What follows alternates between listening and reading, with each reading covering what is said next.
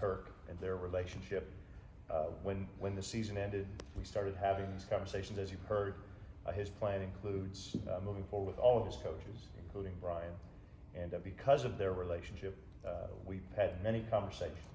Kirk, myself, Brian, myself, and the conversation started right where Kirk took ownership, and that is obviously offensively the performance that we had last year is not going to cut it. It's not acceptable for anybody involved.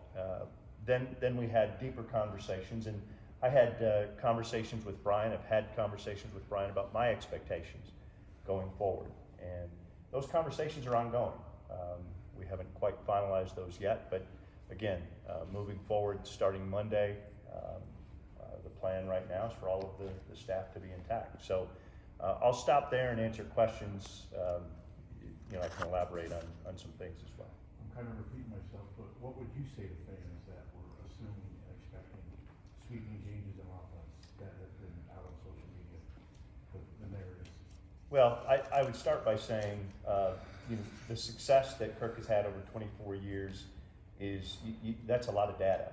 In most cases, you don't have the opportunity to evaluate a coach and their system and their approach over that many years. And as has been indicated, over the last 5 years, there's only 2 other schools that have won more games in the Big Ten, and that's Michigan and Ohio State. So success has clearly been there. Kirk's offense over that period has had success, but it's never been in the top 10 or top 20 or top 30 in the country. So I start there. When it comes to the speculation of whether or not Brian would be returning specifically, I said at the bowl game, Kirk will go through a process. I'm going to be more involved in this particular discussion because of the fact that Brian and Kirk are related. For anybody who's saying that, and I think I even referenced this around the bowl time, to indicate that Brian's not qualified simply is, that's a bad narrative. I would indicate he's uniquely qualified. He grew up here around this program. He played offense in this offense. And over the past 10 years, arguably one of our best decades in Hawkeye football, he's been an integral part of that staff. So no backing down on the fact that last year, 17 points a game is not going to get it done. Again, I've had conversations with him about my expectations going forward, and those conversations are ongoing. But success of Kirk and Brian and our staff over the past 24 years, and certainly including the last 5, is pretty hard to argue. Obviously, that's fair. I would say some of the things Kirk talked about. If you look at the returning group that we have with players on the offensive side, in particular, look at the offensive line that's coming back, the running backs coming back, the wide receivers, and this is a combination of people who decided to come back and are going to have more experience, as well as some additions. The quarterback position, a new tight end, some wide receivers. So if you look at the prospects going forward, I think 2023 has great opportunity. And listening to Kirk talk, listening to Tyler talk about recruiting, I get excited. But that's certainly something that hopefully our fans will share. Gary, when you look back, it wasn't just last year. The year before that, obviously Iowa won 10 games, but the offensive numbers still weren't there. So after kind of a couple of years where the offensive production's down, what gives you the confidence that there will be that shift this upcoming year?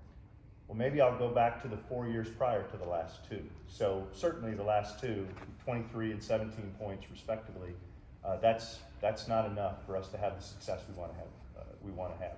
The first 4 years, and I don't know if this gets lost in the narrative, the first 4 years that Brian was the offensive coordinator, the average was much higher than that. It was actually higher than Kirk's average over his 24-year period. I think it was closer to 29, 30 points a game. So he's capable. He's proven it in the past. He's been here for 10 years. The prospects of what's coming back with returning players and new players, those are all the reasons that Kirk puts his plan together. I've always worked hard in all of our head coaches to not micromanage. I'm uniquely involved this year and the past few years because of Brian and Kirk's relationship. But I still work from Kirk's plans moving forward. He's been extremely successful over 24 years. I think obviously your position as athletic director, really unique relationship that you have with Brian that you've spoken to. people will point to the fact that you do have the ability to override a decision in personnel. Is that something that you ever considered? I guess the second part of that would be what potential consequences could come with that. So at the end of the day, I'm the athletic director. I have the ability to override a lot of decisions that are made in the department. So that would be my answer to that one. Again, I've sat down with Kirk and Brian more than ever before. From the bowl until today, and we've talked about where we are. We've talked about where we want to be. I've expressed my expectations moving forward, and I'm excited to move forward in 2023. Do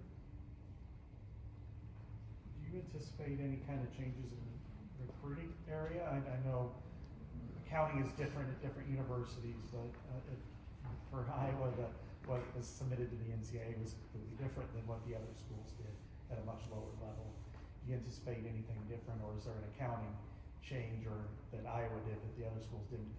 Yeah, hearing some of that, a lot of the data that goes into the NCAA is, different schools produce it differently.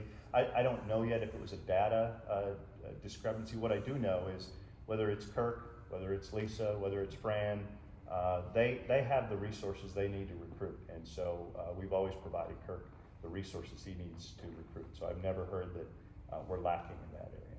Was there, specifically with that recruiting spending, was there a change in what you offered for men's basketball to account for that price jump? Or We say to Kirk, to Fran, to Lisa, particularly those three programs, but pretty much across the board. If our teams need more to recruit, that's a high priority for us. So if you look at over the years, Fran has had years where he's been out more, he's been out less.